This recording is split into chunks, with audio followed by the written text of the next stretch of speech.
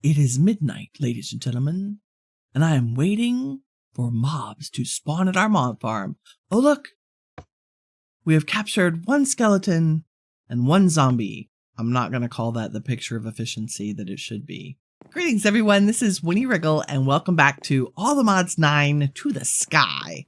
Today, we're gonna destroy our mob farm. And make a new one, of course. This first version that we made was perfect for early game, but it is now very inefficient. No, please don't blow up, Mr. Creeper. And we need to increase our efficiency. So we're going to make use of the Mob Grinding Utils mod to help us make a much better, much more efficient, much more profitable mob farm. Speaking of efficiency, before we get to making our new mob farm, the first thing I want to make is a tablet so that we can remote access our new storage system. So we can do that very easy with RF tools. We're going to make a tablet, which is just gold nuggets, emerald, block of quartz, and blocks of redstone, and then a storage control screen module. This screen module can be combined with a tablet for remote access to a storage scanner controlled system. So we're going to make this storage control screen module, and we take the screen module, shift right click on the storage scanner. And then if we take the tablet and right click into air, we can put the screen module into the first slot. And now I can come over here, right click, and I have access to my storage system from anywhere. Over here, storage. Over here, storage. And it doesn't matter what dimension you're in, it's free from anywhere. So that will make us more efficient. Now let's make our mob farm more efficient. So we're going to be using some of the items from the Mob Grinding Utils. We'll need a mob masher in order to actually dispatch the mobs efficiently. We're also going to need some mob fans to push them around. We'll need a couple of fan width upgrades so that we can make the fans push a wider area. And I'm going to make some sharpness upgrades so that our dispatching speed is faster. So I happen to have a mob masher, some fans, a little bit of redstone, a lever, and an absorption hopper. The absorption hopper is essential to us. It's going to collect the XP drops from our mob masher. And then we need the fan upgrades and some sharpness upgrades. I'm just going to grab some cobblestone bricks to use as building blocks. And let's do the first step, which is to make a mob farm. And we just want a 5x5 interior. So we're going to make a 7x7 box. 1, 2, 3, 4, 5, 6, 7. 2, 3, 4, 5, 6. And then we're going to go up at least 2, 3, 4, 5. That will make it tall enough for Endermen to spawn in. We're going to make some of it glass, but I'm going to make the back 2 walls solid. And we'll probably want to make the tinted glass from Minecraft. So that's our 5x5 box. We're going to want to also put a roof on here. Let's bring it up by 1 block. Do I have a building gadget on me? I do. And I should be able to just use it to fill in the roof. Excellent. So the way this is going to work, we're going to put our mob masher right here. We're going to put a fan in the back and a fan on each side of the mob masher. 1 fan. 1 fan, 1 fan. For example, if I click this fan and say show area, you can see that this fan will push anything in front of it in just a 1x5 area, which would be fine if our mob farm was only 1 block wide, but it's not. So if we put 2 mob fan width upgrades, you can see that the affected area is now the entire space in our mob farm, which is great. So let's hide that. These don't matter because all we want them to do is keep mobs from getting stuck over here in the corners. With this fan pushing this way and these in the corners, we can ensure that we get all of the mobs pushed into the crusher. Now, the really cool part about this is that all of these only need a redstone signal to run. So we're just going to make a couple of levers and put 1 on each fan. So the mob grinding utilities are amazing because they don't actually require power. So now that our fans are working, you can see if I go in here anywhere, it immediately pushes me into the crusher, which I'm not going to turn on because otherwise I would be crushed. The other thing we're going to want to be able to control is the light levels in there. So let's make just a couple of redstone lamps, and I have a little bit of redstone dust and one more lever. And if we come up on top of the build and poke a couple of holes in the top, we can stick our redstone lamps, take some redstone dust, ensuring that it does touch the actual lamp block. Put a lever on this block, and you'll see when I flip the lever, it turns on all the redstone lamps. You can see with the lights off, these are potentially spawnable blocks in here. With the lights on, they are not. So this is a way to turn off our mob farm by lighting it up. And you may be wondering, Winnie, how on earth are you going to get mobs to only spawn inside that little 5x5 block? Well, we're going to use a magic chicken. Yeah, no, I'm not kidding about that. We're going to make something called Dreadful Dirt. And in order to do that, we're going to have to feed a chicken some cursed chicken feed. Now we have bones and seeds and spider eyes and zombie flesh and gunpowder, but we're going to also need 4 buckets of XP. And in order to get some buckets of XP, we're actually going to need to use an XP drain in order to drain the XP out of our own body. So we have an XP drain. If I set this down and stand on it, you can see that my XP is slowly draining away. This is great. This is another way to save your XP early game. The recipe for this is fairly straightforward. It's a singularity tank, which is just iron and glass.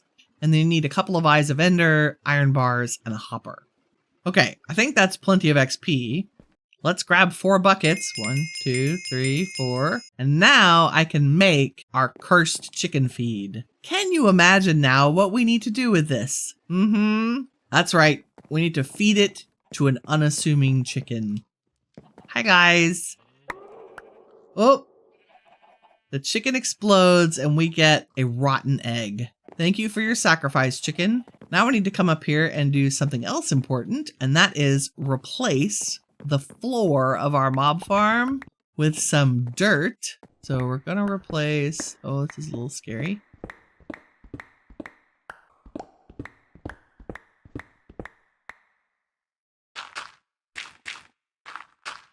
So we replace the floor of our mob farm with dirt, yay.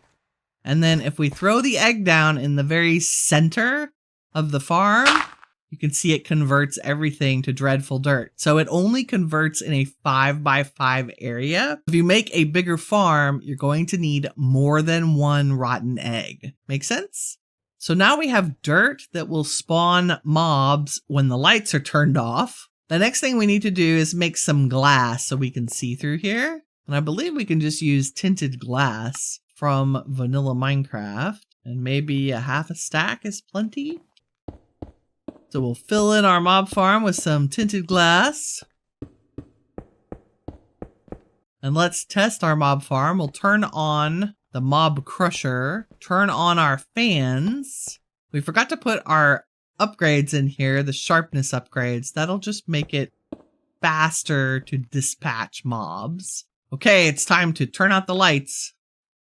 Oh! Zombies? Anybody else? There's another one. Look at the drops we're getting. Leather scraps, gunpowder, bones, inferium, spider eyes. Now that we have a working mob farm, we want to incorporate the drops that we're getting from those mobs into our storage system. And we're going to do that with XNet. Now, in addition to the kind of mob drops that we get that can be stacked and put in storage drawers, we're also going to get things like armor and weapons and tools and strange things that don't really fit. So one of the things we want to do is create a place to sort those things into so we can go through them and decide whether or not we want to discard them or use them. To do that, we're going to add another modular storage drawer to our storage system. And I thought it would be good for me to craft one of these with you so you can see how they're made. First, we need a machine frame, and then we need a little bit of redstone and nether quartz along with a chest. And that creates the actual modular storage block. This block by itself doesn't do anything. In order for it to work or function as storage, you're going to have to put one of these in it, a storage module. And they come in 4 tiers. One supports 100 stacks, 2 supports 200, 3 supports 300, and the 4th tier supports 500. And I think we have enough materials to make a tier 4. Now, a tier 4 is a little expensive. It's a couple of diamond blocks, but it also needs some infused diamonds. And to infuse a diamond, we need to surround them with dimensional shards. And since we aren't actually mining these from anywhere, we have to make them. So I am going to make 16 dimensional shards, and then we will use them to make 2 infused diamonds. And now we can make a tier 4 storage module. So now when I open up the modular storage, I can put this tier 4 module over here on the left and press lock. And now this becomes a storage unit. So see, I can store my planks in and out. I'm shift clicking. You can sort it on name or count. You can also display items either as icons or in lists. And it has a crafting grid. And it has a crafting grid that can be integrated with JEI. So you can craft from the modular storage drawer. And it's a really nice early game large storage option. I'm actually going to empty this and we're going to pick it up and add it to our storage system over here. And we'll give it a label so I know what's in here. And we're going to call this Mob Farm Overflow. And in order to add it to the XNet system, of course, we're going to have to put a controller on the back of that drawer. And then we need to go into the XNet controller. So there's one modular storage with no connection. So we want to hook it up to the storage system. Create, it is an inventory, and we want to set it to blacklist. And then in the storage scanner, we want to make sure that we refresh the system. And you can see that that drawer is now in the bottom. I'm just going to leave it at the bottom of the list for now, since we're going to be deliberately sorting into it from the mob farm. The next thing we want to do is figure out how to pick up the drops from our mob farm. And we're going to do that with another piece of the mob grinding utilities, and that's an absorption hopper. And this probably should go underneath. So let's run down the stairs and make a little bit of scaffolding so that we can get over here. Just FYI that a jetpack is high on my list of things we need to do. And I'm going to put the absorption hopper right in the middle of our 5x5 mob farm. So if we right click on this, you can see that it has some options for determining what kinds of things can be taken out of each side. So because XNet doesn't care about what side it's on, we're just going to put one connector on here and then hook that up to the XNet system on the other side of the base. So I'm just going to run this across the base underneath until it connects up with the other XNet cables. The two things that we want to pick up from the absorption hopper are the items that are dropped when mobs are killed. And then if we put another connector on one side of the absorption hopper and make sure that it's also connected to the rest of the XNet system, we want XP. And so that direction is west. So to the west side, we want fluid. So the area... Oh, it's very low. Let's, so this is the working area. And I think we can go, that should cover the entirety of the mob farm. Let's go take a look and see what the bounding box looks like. Yes, so anything that drops within that 5x5 area, whether it be XP or item, the absorption hopper will pick up. So I'll come back down here, turn off the working area boundary, and we can clean up our scaffolding. The other thing we need to add to the system is a place to put the XP. And I have made a jumbo tank from Mob Grinding Utilities, mostly because it holds 1,024 buckets. And all we need to do is hook it up anywhere on the XNet system. I'm just going to put it right here in the middle, put a connector on it, and then we'll add a fluid channel to XNet to pull the fluid XP from the mob farm over to this tank. So let's do both of those things. If we open up the XNet controller, you can see that we've now added a bunch of different things. Now our absorption hopper, the downside, remember, is items, but the west side is for fluids. So let's go to channel 3, change it to fluid, create the channel, priority is fine, and we want to extract fluid from the west side of the absorption hopper. So extract, and we want to insert it into the jumbo tank. So create, insert.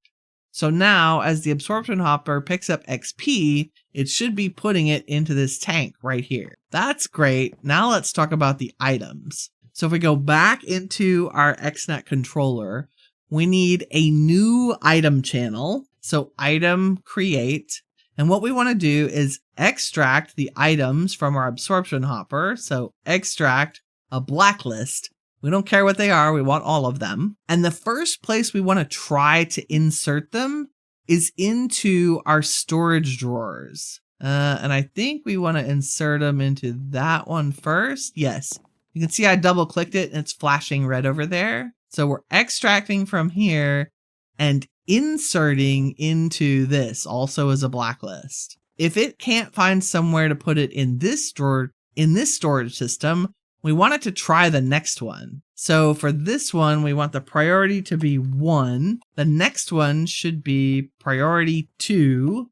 So if it can't insert items into the first storage controller and it can't insert items into the second one, that's when we want it to go into the new overflow container we just made. So let's see if we can figure out which one of these modular storage drawers. It's that one. Ta-da! So it's the third from the bottom. So in that same item channel, the last place we want to put it is here. And so we're going to make this a priority 5 and make sure it's set to blacklist. So it should try the first 2 storage drawer systems first, and then try to put items in our overflow chest. And I think that's everything we need to do. We're taking care of the items that drop and the XP that drops. Let's go turn on our mob farm and see if it works. So the fans are on, the mob grinder is working. If we turn off the lights, we've got slimes, we've got spiders.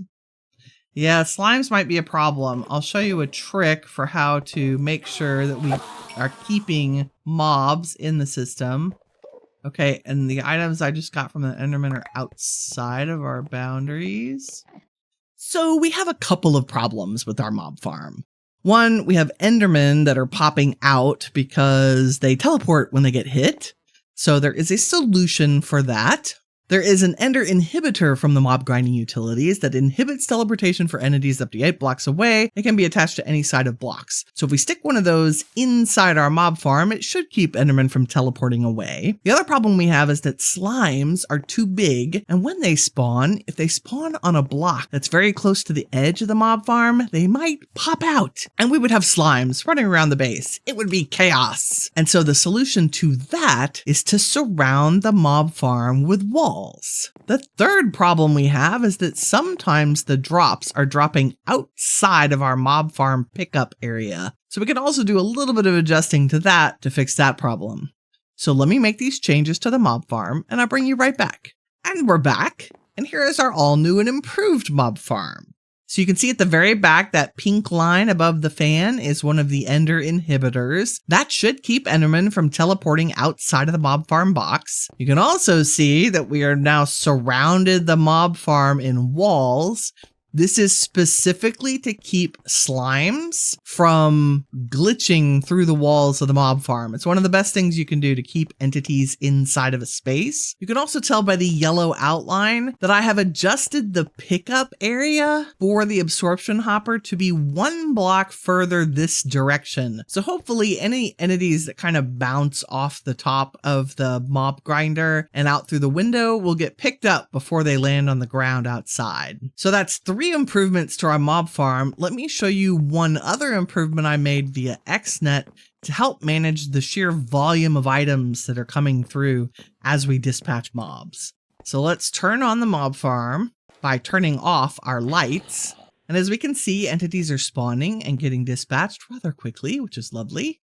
And let's go take a look at the setup from XNet for how we're handling all those drops. So I did 2 things. On the absorption hopper, for the side that we're using to collect items, which is down, I changed it to an advanced connector for XNet. The advanced connector lets you connect to more than one side of things, but most importantly, it offers you faster transfer of things like items, fluids, and energy. But the real key to getting items out of the mob farm quickly is in a setting in XNet itself. So we're collecting items on the downside, and you'll see that we're extracting based on a blacklist, and now we're extracting by the stack instead of by count or a single item. Keeping things moving through the system based on stacks ensures that our absorption hopper doesn't get backed up.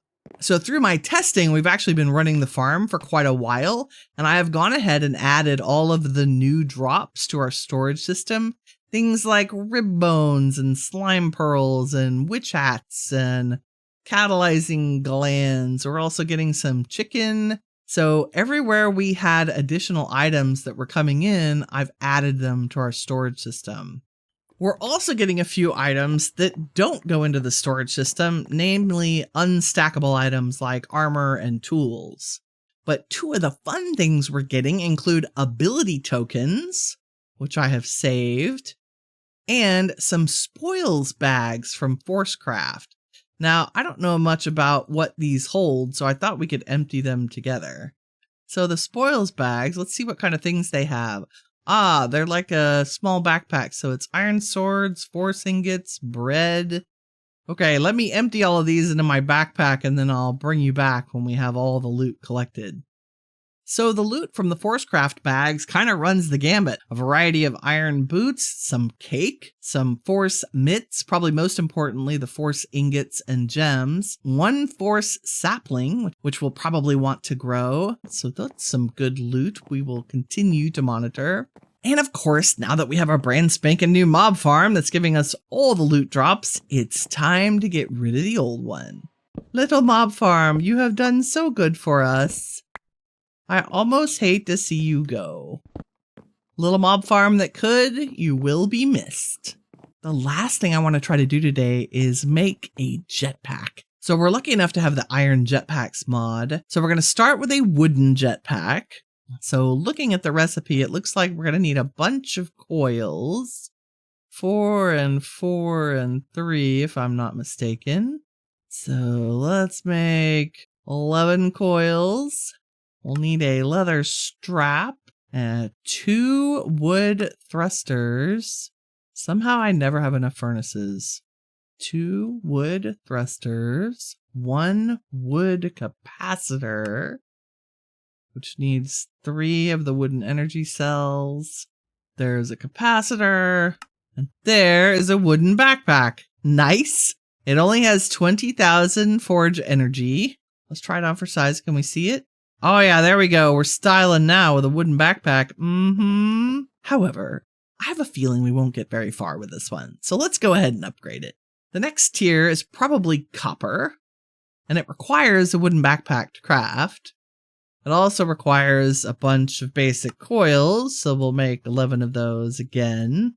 And we're going to need copper thrusters. 1, 2, and a copper capacitor. 1. And there's our copper backpack. Yay! So the copper backpack holds 250,000 forge energy, which is better. Let's go ahead and upgrade to the iron tier. This time we're going to need advanced coils. 11 of them, I'm assuming. So there are 2 iron thrusters, the iron capacitor, and an iron jetpack. Nice. 800,000 forge energy. So let's just try to get to steel. We're going to need another 11 advanced coils. 5 of those. Where are my steel ingots? I think I've been crafting steel over here. Yes, 51 steel dust.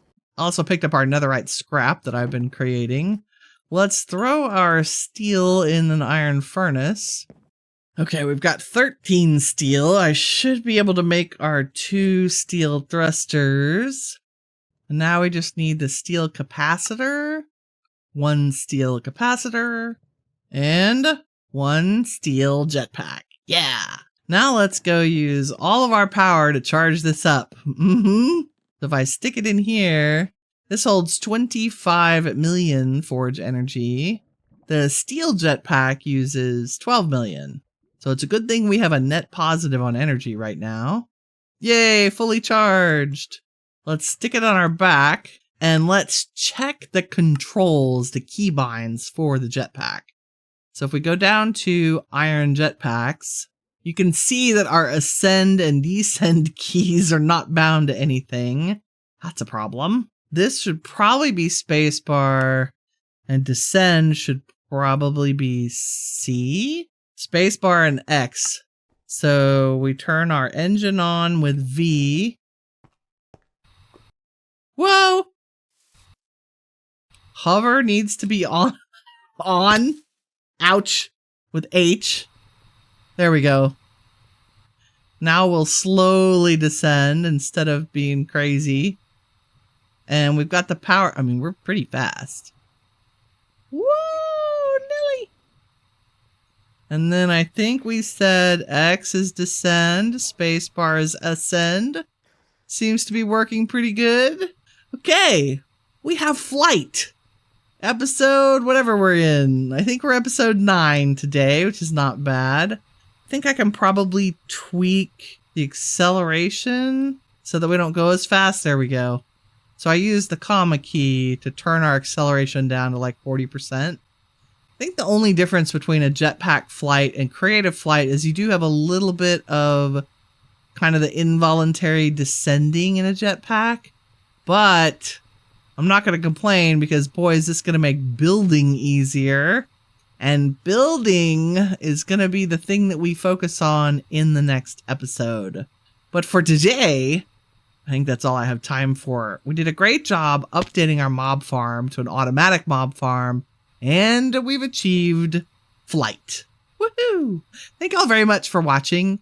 If you enjoyed the episode, please leave a like. It helps me out, and I appreciate it. In the meantime, remember, you are all the shiny stuff that awesome is made of. Take care, everybody. Bye-bye.